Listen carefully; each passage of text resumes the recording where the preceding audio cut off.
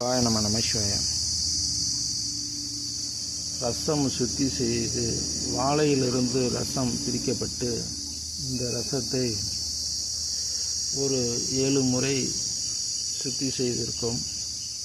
இந்த ரசம் தோஷங்களும் சட்டைகளும் நீக்கப்பட்டு முறையாக இந்த ரசமணி கட்டுவதற்காக இந்த ரசம் ஒரு சுத்தி ஆகுது என்றால் அப்படியே ரசம் மணிமணியாக உருண்டு திரண்டு வர வேண்டும்.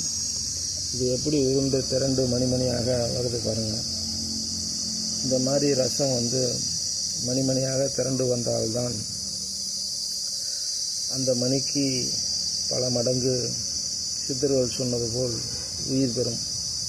இந்த மாதிரி ரசத்தை சுத்தி செய்து அந்த மணியை நம்ம கட்டி முறையாக அதுக்கு உயிர் கொடுத்து மூலிகைகள் சாரணை நம்ம கொடுக்கும்போது பல மடங்கு அந்த மணி வேலை செய்யும். இதுதான் சித்தர்கள் சொல்லி வைத்த சித்துமணி, சர்வமணி, சர்வ வசியமணி என்று சகலவிதமாக வேலை செய்யக்கூடிய மணி இது. சிவசிவா திருச்சிற்றம்பலம். சிவாய நம. சிவாய.